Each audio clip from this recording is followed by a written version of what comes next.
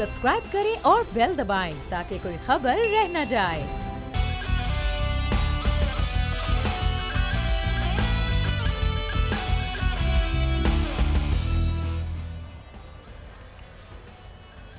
अस्सलामुअलैकुम नाज़रीन, प्रोग्राम में आपको कहेंगे खुशामदीद। मैं हूँ महविश अनस और मेरे साथ मौजूद है हमेशा की तरह बोल न्यूज़ के एडिटर इन चीफ नज़ीर लगारी साहब। अस्सलामुअलैकुम लगारी साहब।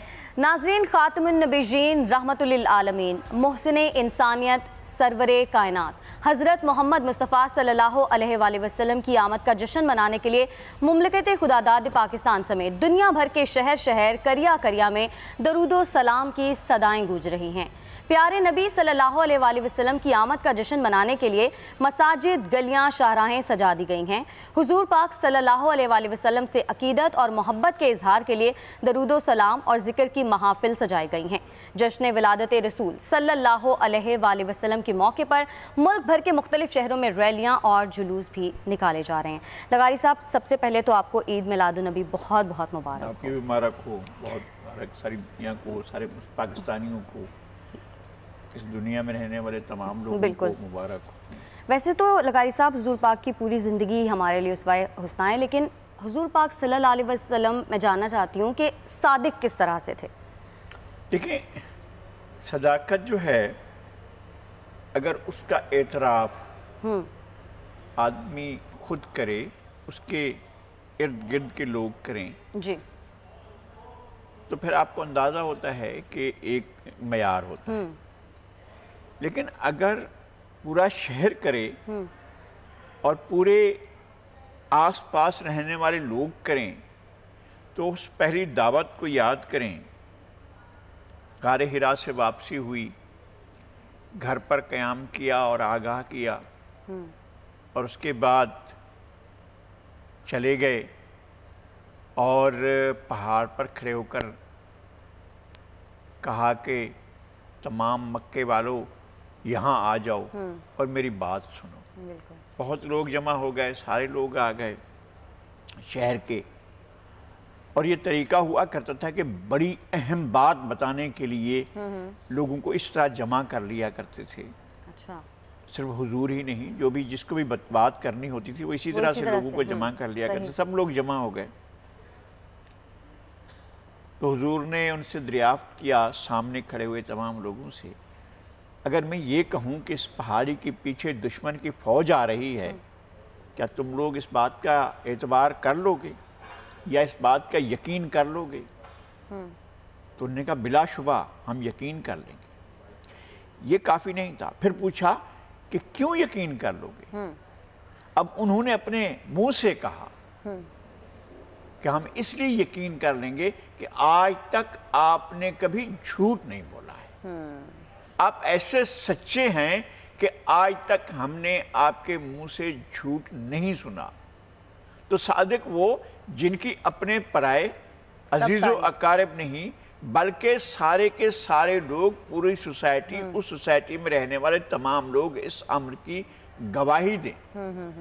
सही। देखें, एतराज़ जब हुआ, जब आपने दावत दी और कहा कि एक खुदा है और हम सब एक खुदा की तरफ से आए हैं और उसी की तरफ ही हमने जाना है, और हम जो है एक खुदा के अलावा किसी और को नहीं मानते, तो जो सबसे पहली बात एतराज़ सामने आया था वो ये नहीं था कि आप गलत कह रहे हैं, ये नहीं था। उनका कहना ये था कि क्या तुम हमें आबा व अजदाद के पहले से चलने वाले दीन से हटाने की बात करने के लिए आए थे? इसी पर अबू लहब नाराज हुआ था। ऐसा है। तो सदाकत पर ये नहीं था कि सदाकत में कोई शक था, सदाकत में शक नहीं था। वो उस चीज़ को, और दुनिया में ऐसा होता है कि लोग जिन जिन चीज़ों से वाबस्ता होते हैं उन चीज़ों को छोड़ने में वक्त लगाते हैं। ख़ास तौर पर मज़हब को, जिसको वो मानते आए हों, उनको छोड़ने का अचानक उनको पता चले कि इसको छोड़ना है, तो उनके लिए मुमकिन नहीं होता। उस सोसाइटी में तो और ज़्यादा जबर था, और सोसाइटी में मज़हब की बुनियाद पर जबर छाया हुआ था, और ताकत के मज़ाहिर जो थे वो बुतों की तादाद से या बुतों के قد کاٹ سے لگایا جاتا تھا کہ طاقتور قبیلے کا بت کون سا ہے اور کون سے قبیلے کا بت کتنا بڑا ہے، تو اس حساب سے ہی قبیلے کا بت ہوتا تھا اور یوں سوسائٹی تقسیم تھی۔ لیکن سچائی سامنے آ گئی، جب سچائی سامنے آ جاتی ہے تو پھر چیزیں کھل جاتی ہیں، جب چیزیں کھل جاتی ہیں تو ہر چیز واضح ہو جاتی ہے۔ لیکن لغاری صاحب، آپ صلی اللہ علیہ وسلم کو صادق کے ساتھ ساتھ امین بھی کہا جاتا تھا، تو امین کیوں کہا جاتا؟ ہاں دیکھیں نا، اس کے باوجود کہ لوگ مخالف تھے، اس کے باوجود بہت کم لوگوں نے دین اختیار کیا تھا۔ مکہ تو مخالفت میں پیش تھا، مکہ نے تو بہت زیادہ حضور کو تنگ بھی کیا تھا۔ جو ابتدائی 12 سال 13 سال جو وہاں پر قیام رہا ہے حضور کا، 40 سال کی عمر سے لے کر کوئی 52-53 سال کی عمر تک کا حضور کا قیام جو ہے وہ تو 13 سال کا وہ مکی زندگی ہے نبوت کے بعد۔ تو اس پورے عرصے کے دوران مخالفین بھی، اپنے بھی اور پرائے بھی، اپنی امانتیں حضور کے پاس رکھتے تھے، اور جب جا رہے تھے جن لوگوں نے محاصرہ کیا ہوا ہے اور جو لوگ اس ارادے سے آئے ہیں کہ حضور کو معاذ اللہ نعوذ باللہ جو ہے وہ ان کی جان لے لیں گے، اس نیت سے جو آئے ہوئے ہیں ان کی امانتیں بھی حضور کے پاس رکھی ہوئی ہیں۔ اچھا، اور پھر یہ کہ امانتیں رکھنے اور امانتیں لوٹانے کا احساس کہ جان کے دشمن جو ہیں وہ گھر کے باہر چاروں طرف سے محاصرہ کیے ہوئے ہیں، پھر اپنے بھائی کو بلا کر اور اپنے داماد کو بلا کر، چچا زاد بھائی کو بلا کر، حضرت علی کو بلا کر کہتے ہیں کہ اس بستر پر سو جائیں اور ہم جا رہے ہیں، تاکہ انہیں یہ احساس ہو کہ یہاں کوئی موجود ہے۔ لیکن اس لیے نہیں سولا رہے ہیں کہ یہاں کوئی موجود ہے، بلکہ یہ کہہ رہے ہیں کہ یہ ساری امانتیں رکھی ہوئی ہیں اور سب کے میں نے انتظام بتا دیا ہے کہ یہ کس کس کی کون کون سی امانت ہے، آپ نے یہ امانتیں لوٹانی ہیں ان کو، اور جن لوگوں نے محاصرہ کیا ہوا ان کی امانتیں ہیں اور ان کو لوٹانا ہے۔ تو امین اس سے بڑا کون ہوگا کہ جو چیزیں لوٹانی، جن لوگوں نے، جو لوگ جان لینے کی غرض سے آئے ہیں انہی کی رکھی ہوئی چیزیں لوٹانے کے لیے وہ حضرت علی کو سلا کر چلے گئے، اور اس لیے چلے گئے۔ یہ کہا جاتا ہے کہ جی حضور نے کہ اپنی جگہ پر، تاکہ وہ اس خیال میں رہیں کہ جی یہاں موجود ہے اور سو رہے ہیں۔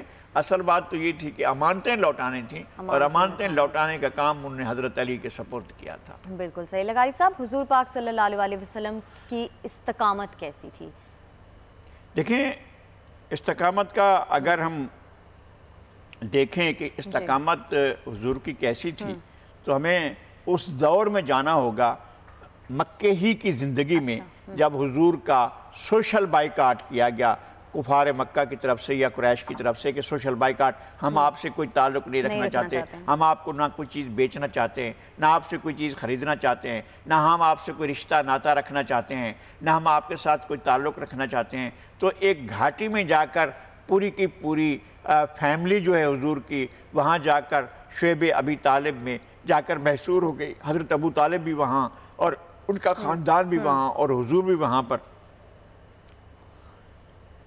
تو 3 سال تک محصور رہے۔ 3 سال کے بعد کمیونیکیشن ہوا، رابطہ ہوا، اور قریش کی طرف سے لوگ آئے اور جا کر حضرت ابو طالب سے کہا کہ ہم 2-3 شرائط لے کر آئے ہیں، یہ مان لیں ہم مکہ کی سرداری، دا کنگڈم شپ، یہاں کی حکمرانی ہم آپ کے بھتیجے کو دینے کو تیار ہیں، وہ جس خاندان سے چاہیں اس خاندان سے رشتہ دینے کے لیے تیار ہیں، اور اس کے علاوہ کوئی دیگر اور شرط ہو تو ہم اسے ماننے کے لیے تیار ہیں، لیکن وہ جو کچھ کہہ رہے ہیں اس سے دستبردار ہو جائیں، جو وہ تبلیغ کر رہے ہیں اس سے ہٹ جائیں۔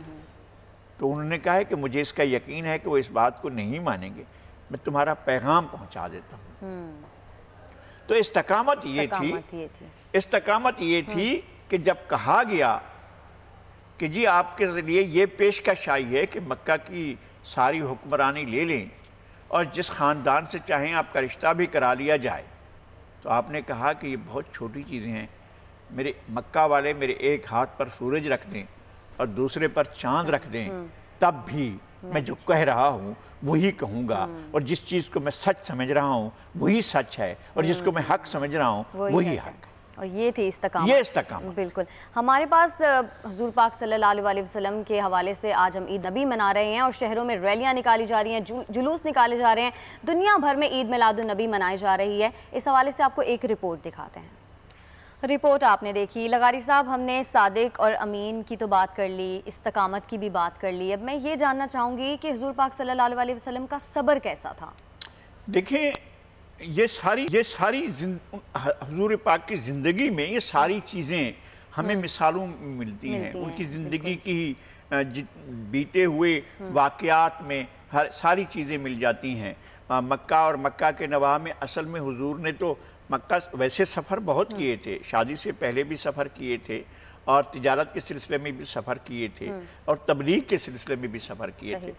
مکہ کے تو بہت سی چیزیں ہیں جو ہم نے اپنی آنکھوں سے جا کر دیکھی ہیں، لیکن مکہ سے باہر بھی حضور تبلیغ کے لیے گئے، طائف میں گئے، تو طائف میں وہاں پر بچوں کو، شریف بچوں کو بھیجا گیا وہاں کے لوگوں نے کہ تم لوگ جا کر حضور پر سنگ باری کرو۔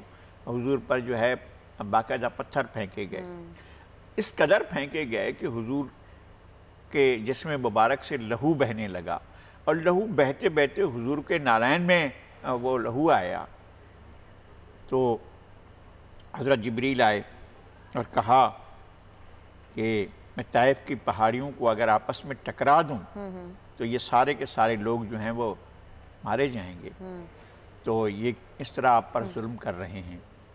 حضور نے کہا کہ نہیں، نہ تو آپ ایسا کرو اور نہ ہی میں انہیں بد دعا دیتا ہوں، اس لیے کہ ہو سکتا ہے کہ ان کی نسلوں میں سے کوئی سچ کو ماننے والا، حق کو ماننے والا پیدا ہو، اور میں اس کے پیدا ہونے سے پہلے اس کے پیدا ہونے کے امکان کو ہی ختم کر دوں، تو یہ درست نہیں ہے۔ اسے کہتے ہیں صبر۔ صبر اس چیز کو کہتے ہیں کہ آپ کے پاس ایک کام کرنے کی صلاحیت موجود ہے، ایسا نہیں ہے کہ آپ پر ظلم ہو رہا ہے اور آپ صبر کیے جا رہے ہیں، نہیں، وہ تو ظلم ہو رہا ہے، آپ مظلوم ہیں، آپ صابر نہیں ہیں۔ صابر وہ ہے جو بدلہ لینے کی استطاعت رکھتا ہو، جو طاقت رکھتا ہو، اور جو نہ لے بدلہ، یہ ہوتا ہے صبر، کہ آپ اپنے آپ کو خدا کے حوالے کر دیں اور خدا کے انصاف کے حوالے کر دیں، اور اپنے طور پر آپ جا کر اپنی کسی بھی جذبے کی تسکین کے لیے آپ انتقام کی طرف نہ جائیں، بلکہ آپ صبر سے کام لیں۔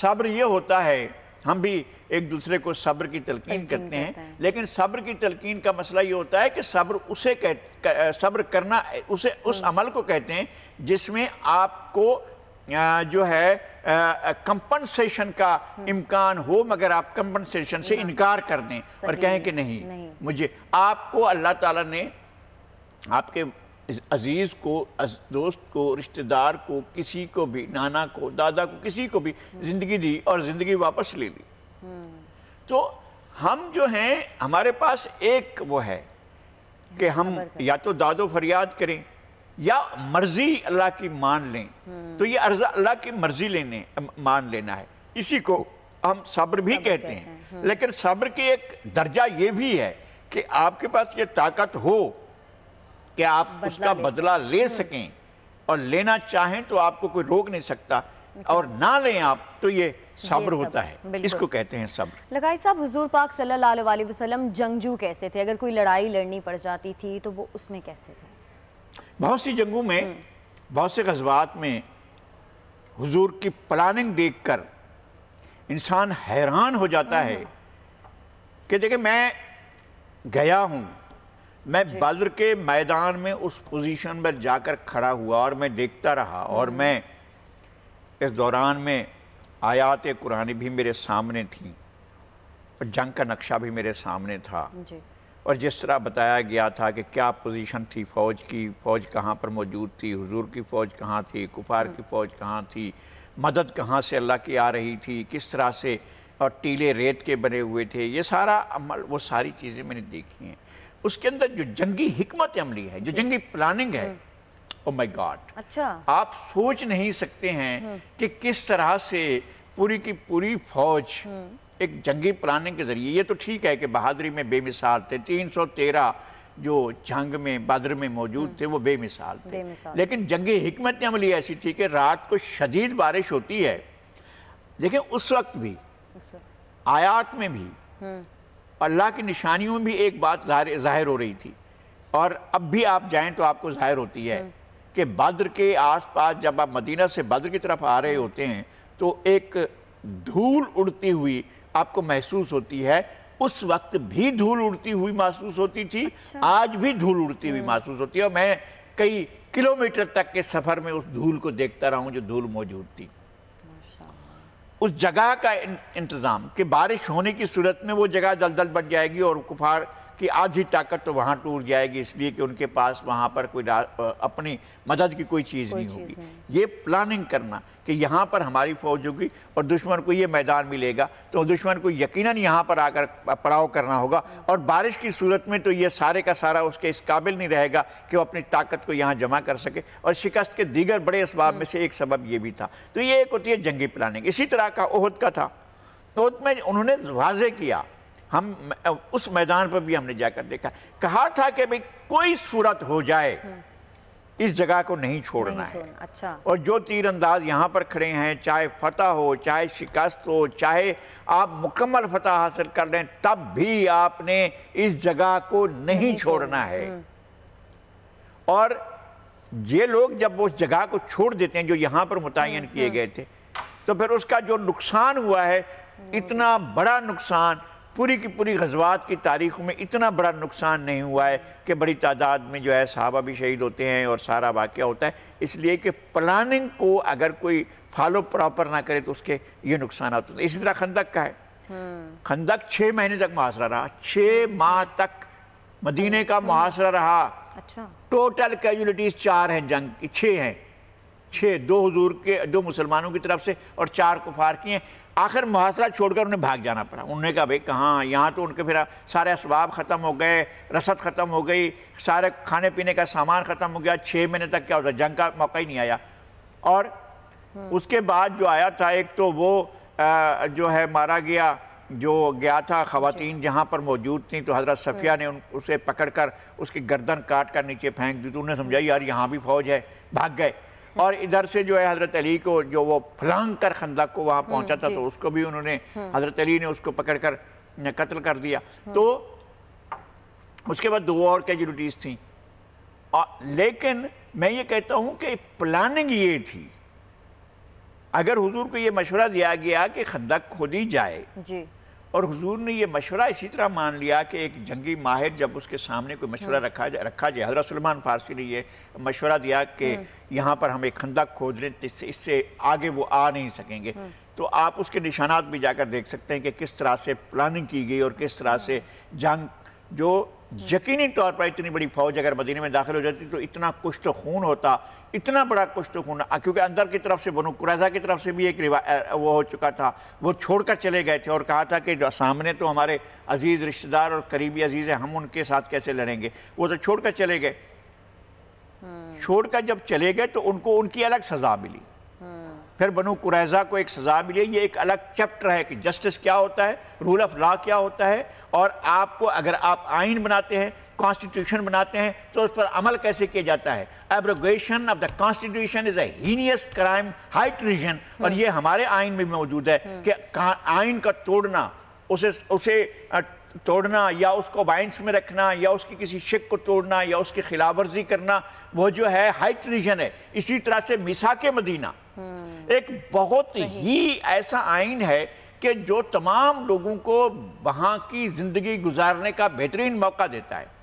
اس زمانے میں اس سے بہتر, اور آج میں بھی اس سے بہتر آئین تیار نہیں ہو سکتا ہے جو میثاق مدینہ ہے. اور میثاق مدینہ میں یہ تک گارنٹی موجود ہے کہ یہودی اپنے عقائد کے مطابق, عیسائی اپنے عقائد کے مطابق, دوسرے دین والے اپنے عقائد کے مطابق, مسلمان اپنے عقائد کے مطابق, مگر مدینے کا دفاع سارے لوگ مل کر کریں گے. جب اس اصول کو ایبروگیٹ کیا گیا, جب آئین کی اس شک کو توڑا گیا, تو پھر بنو قریظہ کو اس کو خمیازہ بھگتنا پڑا. تو یہ ہوتا ہے کہ آپ بہترین پلانر بھی تھے, اور بہترین پلاننگ کرنے والے بھی تھے اور بہترین کانسٹیٹیوشنلسٹ بھی تھے. آئین پر عمل درآمد کرنے کے لیے میں کہتا ہوں کہ تاریخ میں اتنی شاندار مثال کہ اگر کوئی آئین کو ایبروگیٹ کرے تو اس کے ساتھ کیا ہونا چاہیے. اگر پاکستان میں ایک مرتبہ بھی ایسا ہو جاتا تو پھر کبھی آئین نہ ٹوٹتا اور آئین کی خلاف ورزی نہ ہو. اچھا لغاری صاحب مختصراً بس یہ بتا دیں کہ حضور پاک صلی اللہ علیہ وسلم صلح جو کیسے تھے؟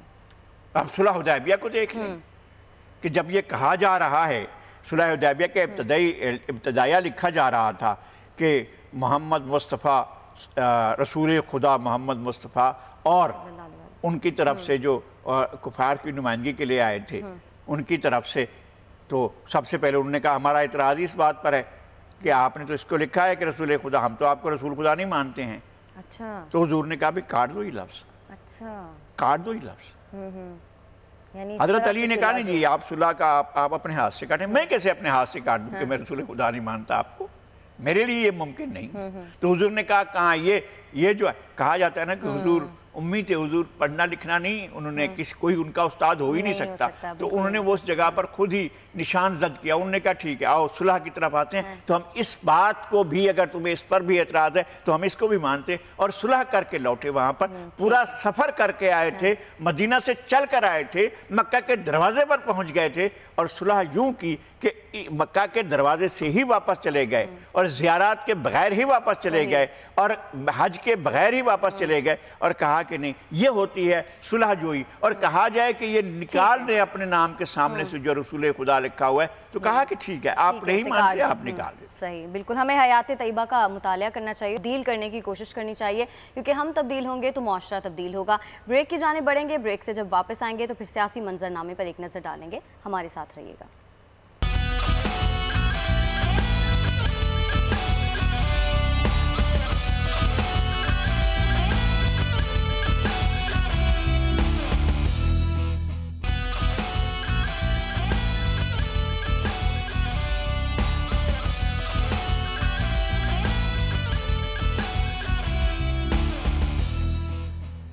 ویلکم بیک ناظرین. کشمیر کی صورتحال پر بات کریں گے. بھارتی جارحیت اور کرفیو کو 98 روز ہو گئے ہیں اور کشمیری بھارتی ظلم و جبر برداشت کر رہے ہیں. لغاری صاحب اب تو بہت زیادہ دن ہو گئے، 98 روز ہو گئے ہیں اور کشمیریوں پر ابھی بھی ظلم و ستم کا سلسلہ جاری ہے. آخر اقوام عالم کا ضمیر کیوں نہیں جاگ رہا؟ ہم بار بار یہ بات کرتے ہیں، مزید اب کیا اقدامات کرنے کی ضرورت ہے؟ اصل میں بی جے پی کی حکومت اپنے لیے، اپنی سوسائٹی کے لیے، بھارت کے لیے، بھارت کے شہریوں کے لیے بڑے مسائل خود کھڑے کر رہی ہے. اب جو کچھ یہاں ہو رہا ہے بھارت تو کم از کم دیکھ رہا ہے، بھارت کے دیگر صوبوں کے لوگ دیکھ رہے ہیں، بھارت کے تمام ان صوبوں کے لوگ دیکھ رہے ہیں جو انڈیا کے ساتھ نہیں رہنا چاہتے. اب ساؤتھ میں تامل ناڈو چاہے گا جس کا کوئی تعلق نہیں ہے شمالی بھارت سے، وہ چاہے گا کہ اس کے ساتھ رہے. صحیح. تمام وہ لوگ، تمام وہ صوبے جو مشرق کی جانب ہیں وہ چاہیں گے کہ اس کے ساتھ رہیں. وہ دہلی کی تختگاہ کے ساتھ کیوں رہیں جو لوگوں کو پورے کے پورے 100 دنوں تک کے لیے بھی ایک نظر بند کی حیثیت میں رکھ سکتا ہے، جو لوگوں سے زندگی کی تمام بنیادی سہولتیں اور بنیادی حقوق سے محروم کر سکتا ہے، اس کے ساتھ کیوں رہیں؟ پہلی بات، بھارت نے خود اپنے لیے ہی بہت بڑا گڑھا کھودا ہے اور بی جے پی نے اپنے لیے ہی ایک بہت بڑا گڑھا کھودا. عالمی برادری خاموش ہے. تو عالمی برادری کو یہ نظر آ رہا ہے کہ یہ واقعہ جو یہاں ہوا ہے وہ دنیا کے کسی دوسرے خطے میں بھی ہو سکتا ہے. تو کیا ہوگا؟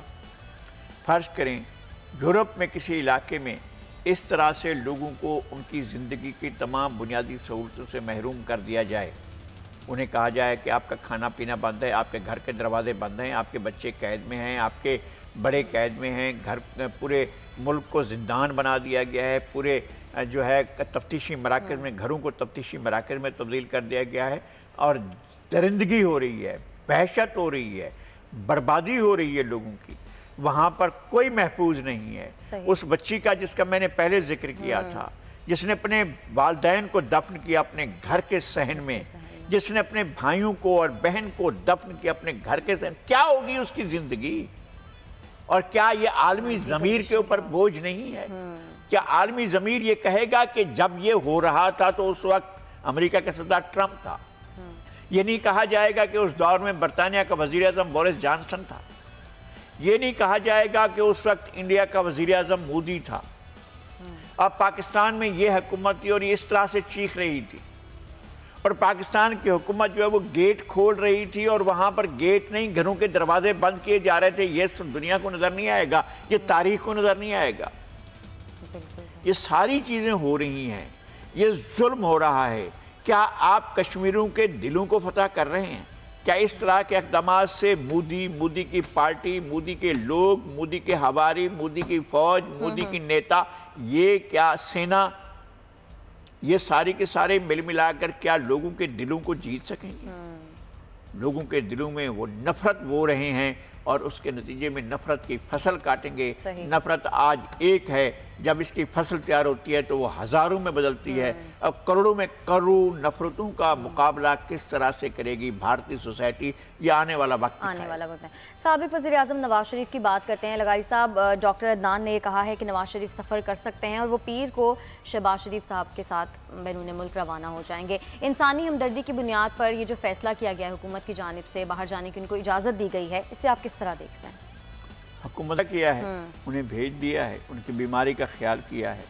हमने पहले भी कहा था, अब फिर कहते हैं, कुछ बीमार यहाँ सिंध के भी पड़े हुए हैं आपकी तहवील में। आली मर्तबा इस्लामाबाद के इक़्तिदार पर बराजमान अज़ीमुल मर्तबत शख्सियात ज़रा मेहरबानी करके इधर भी नज़र करें। उन पर तो बहरहाल कन्विक्शन थी, गलत थी, सही थी, ये आगे जाकर साबित होगा। इन पर तो कन्विक्शन भी नहीं है, इन पर तो इंडक्शन भी नहीं है। इनके ऊपर पहले भी आपने इल्ज़ाम लगाए और जेल में बंद कर दिया। ज़िंदगी के 12 साल और उनकी पूरी की पूरी उम्र कैद की सज़ाएं जो हैं वो 2 मरतबा काट चुके हैं। अब तीसरी मरतबा आपने उनको फिर जेल में रखा हुआ है, तो आप उनको भी जेल से निकालें और उनके घर भेजें। अभी एक फ़ैसला आया है किसी दूसरे मुल्क से कि ब्राज़ील से, कि वहाँ के प्राइम मिनिस्टर को जेल में बंद कर दिया गया था और सज़ा सुनाई गई थी। उन्होंने कहा जब तक तमाम अपीलों के ऑप्शन ख़त्म नहीं हो जाते, अदालत ने कहा है कि इनको घरों में भेज दिया जाए, इसलिए कि अभी अपीलों के ऑप्शन मौजूद नहीं। यहाँ तो सज़ा ही नहीं हुई है। सबसे इब्तदाई कोर्ट्स में भी सज़ा नहीं हुई है, उसके बाद लोअर कोर्ट्स हैं, फिर सुपीरियर जुडिशरी है, फिर उसके बाद हायर सुपीरियर जुडिशरी है, फिर पाकिस्तान की सुप्रीम कोर्ट तक जाना बाकी है। आप लोगों को उठाकर इब्तदाई तफ्तीशी मराहिल में, ये तो नया भी है जो इस तरह की बादशाही कर सकती है। मैं बहुत अच्छा हुआ मियाँ नवाज शरीफ जा रहे हैं और उनका इलाज होगा और उनकी सज़ाएँ बाकी होंगी। अगर कोर्ट ने मुअत्तल न कर दी, चूँकि नवंबर में तो उनकी दोबारा उनका केस भी लगा हुआ है, अगर अदालत ने मुअत्तल न कर दी तो फिर उन्हें वापस भी आना होगा, सेहतमंद होने के बाद फिर जेल जाना होगा। लेकिन जरदारी साहब पर तो ना अभी केस चला, ना भी उनके ऊपर कोई मुकदमा कायम हुआ, और कायम भी हो तो अभी कोई सज़ा नहीं हुई है। कन्विक्शन के बगैर आपने पहले भी उनको उनकी ज़िंदगी के 12-13 साल खा लिए हैं, अब फिर आप खाकर बैठे हुए हैं, तो इसको बंद होना चाहिए। बिल्कुल। अच्छा लगारी साहब, करतारपुर राहदारी की अगर हम बात करें तो इंडियन मीडिया ये पोर्ट्रे कर रहा है कि जो इफ्तिताह किया गया है वो मोदी की जानिब से किया गया है, हालांकि जो हमने देखा है अपनी टेलीविज़न स्क्रीन पर वो तो नवजोत सिंह सिद्धू और इमरान खान साहब ने इफ्तिताह किया है। तो ये इंडियन मीडिया किस तरह की बातें कर रहा है? झूठ के पाँव नहीं होते। अगर झूठ के पाँव होते तो मालूम होता कि अगर उसकी शक्ल होती तो मोदी की शक्ल होती, अगर उसकी बॉडी होती तो मोदी की बॉडी होती, अगर उसका चाल ढाल होती तो मोदी की चाल ढाल। झूठ क्या होता है? झूठ होता है वो अब जो हमारे सामने आ रहा है, जो इंडिया एक झूठ की शक्ल में आ रहा है। इंडियन मीडिया झूठ झूठ झूठ, लोग बेहुदा, नॉनसेंस। क्या ये मीडिया है? यानी उनको देखने नज़र नहीं आ रहा है कि क्या हो रहा है? और क्या वो मतलब इमरान खान को हटाकर क्या वहाँ पर जो है वो उनकी तस्वीर लगा देंगे और उनकी वो जो है वो फोटोशॉप करेंगे? अगर फोटोशॉप का झूठ घड़ा भी गया है तो क्या आप 1 अरब इंसानों के साथ ये बददियानती करेंगे कि जनाब नहीं, ये इफ्तिताह जो है वो नरेंद्र मोदी ने किया है? नरेंद्र मोदी साहब ने तो खुद शुक्रिया का पैगाम दिया है वज़ीर आज़म नवाज शरीफ। उसके बावजूद आप सारे इंडिया को भी धोखा देना चाहें? क्या ये 12-14 करोड़ जो सिख हैं वो अपनी आंखें बंद करके बैठे हुए हैं कि जनाब हमारे सामने क्या मोदी जी की गले की तुसी की कर रहे हो जी? मोदी का तो ये मौका था मोदी के लिए। लोग अपनी तारीख के बड़े मौके को मिस करते हैं। आप एक तरफ जुल्म कर रहे हैं, आप इस वक्त ऐलान करते कि कि हम कर्फ्यू उठा रहे हैं और लोगों को आज़ादियाँ दे रहे हैं, और दूसरी तरफ आप आते और आप करतारपुर में आप इमरान खान के साथ खड़े हो जाते, आपका अपना कद बढ़ता। लेकिन आपकी सियासत के अंदर नफरत भरी हुई है और नफरत, उसी नफरत के जहर के अंदर डूबे हुए हैं मोदी, इसलिए उनसे इस तरह की बात होती है। और उनके लोग, फॉलोअर भी और उनका मीडिया भी, सब इसी के पीछे यही गाना गा रहे होते हैं। वो कहें कि जी आज दिन नहीं है तो नहीं है, सूरज को देखें और कहें नहीं सूरज नहीं है, और चमकते हुए दिन को कहें कि नहीं ये तो अंधेरा है, तारीकी है। उनकी मर्जी है, जो चाहेंगे। लगारी साहब, मौलाना के धरने के हवाले से बात करते हैं। रहबर कमेटी के पीपी अरकान की बिलावल भुट्टो जरदारी से आज मुलाकात तय है। ये धरने का ऊंट किस करवट बैठता हुआ नजर आ रहा है आपको? बात किए हैं, 1 2 3 4 5 कोई चीज़ें उनसे कही हैं। उन्हें बहरहाल ये सोचना होगा हुकूमत की तरफ से कि आप इनके मुतालबात को टोटल मुस्तरद करके आप आगे नहीं बढ़ सकते। आप इनके मुतालबात पर गौर करें और बैठें, टाइम फ्रेम दें और कहें कि हम इन मसाइल को हल करते हैं, इश्यूज़ को हल करते हैं। भाई एक बात तय करें, इमरान खान अपनी कुर्सी पर बैठे रहें, 5 साल उनको मिलने चाहिए, मैं कह रहा हूँ, लेकिन एक बात तो तय करें ना कि पाकिस्तान में धांधली नहीं होगी, बायोमेट्रिक सिस्टम से वोट डालना होगा। ये नहीं होगा कि मैं जाऊँगा तो कहेंगे नहीं तो आपका वोट तो डाल दिया गया, मालूम हुआ कि चली गई हैं आप और आपका वोट डाल दिया गया है कि महविश आप क्या, बहुत देर हो गई आपको, आपने तो बहुत पहले वोट डाल दिया था, बाकी आ जाएं। तो इस्तीफे की बात कर रहे हैं ना, तो इस्तीफे से नहीं, पहले आप यकीन दहानी कराएं ना उनको, ये कहें। और अगर दिल आपका यकीन दहानी के लिए राज़ी हो तो आप दूसरे को यकीन दिला सकते हैं। अगर आप सच बोल रहे हैं और ईमानदारी से बात कर रहे हैं तो दूसरा भी यकीन करने पर मजबूर होगा। आप इस बात को सीरियस लें कि लोगों ने सफ़र किया है, लोग आए हैं, और लोग 27 अक्टूबर से लेकर अब तक लोगों ने सफ़र करने के बाद जहाँ कर जाकर बैठे हैं, वो आप भी बैठे हुए हैं। आप ये कहकर ये पता नहीं क्यों बैठे हुए हैं, तो ये तो नहीं हो सकता ना। ठीक है लगारी साहब, मुल्क में महंगाई का राज बरकरार है। गोश्त तो अब गरीब आदमी खा ही नहीं सकता, हम जैसे लोग भी नहीं, लेकिन टमाटर भी बहुत ज़्यादा महंगा हो गया है। 250 से 300 रुपए किलो टमाटर की कीमत हो गई है। और टमाटर जो है उसको रॉकेट का इंजन लगा दिया गया है, टमाटर को रॉकेट का इंजन लगाकर उसको फिज़ा में छोड़ दिया गया है। अब लोग पीछे भाग रहे हैं। और भाई आप मेहरबानी करें, टमाटर ना खाएं।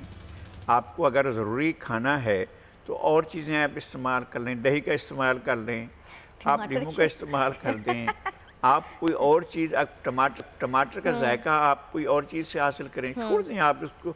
नहीं, ये मुनासिब नहीं है मैं इस तरह का मशवरा दूं खाने वालों के लिए कि जी आप खाना छोड़ दें, कोई भी इस तरह नहीं। ये तो फिर हर चीज़ मार्केट से गायब होती जाए और हुकूमत इस तरह करती जाए। अगर ये ताजिर का काम है, अगर वो चाह रहा है कि इंडिया से हम पहले मंगवा लिया करते थे, अब भी मंगवा लें, तो भाई ठीक है। अगर आप बेबस और लाचार हो गए हैं और आपके पास नहीं है टमाटर, और आपको टमाटर लाजमी मंगवाना है, कहीं से इंपोर्ट करना है, तो फिर भी आपको करना ही पड़ेगा, इसलिए कि आपकी आबादी टमाटर खाती है। टमाटर के बगैर रह सकते हैं, आप फसलें आप उगाएं, या तो आप टमाटर के लिए वो करें। आपने शुगर उगाई और शुगर आपका मेन एक्सपोर्ट नहीं बन सकी है अब तक। जो काटन आपके एक्सपोर्ट थी, आप काटन एरियाज़ को आपने शुगर एरिया में तब्दील कर दिया। आप पाकिस्तान की इकोनॉमी को आपने तहस नहस कर दिया और नीचे चली गई है। शुगर माफिया जो है वो किंग तो बन गई है, उनकी दौलत भर गई, उनके घर भर गए, सारा कुछ हो गया है।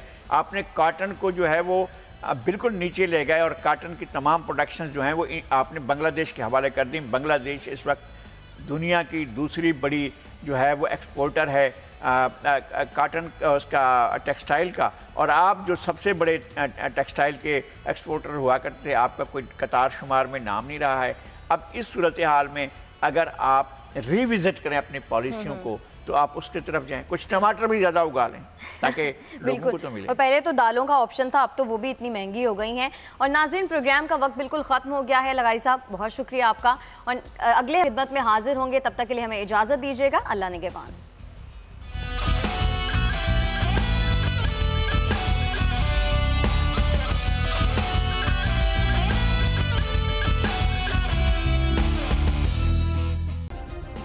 सब्सक्राइब करें और बेल दबाएं ताकि कोई खबर रह न जाए।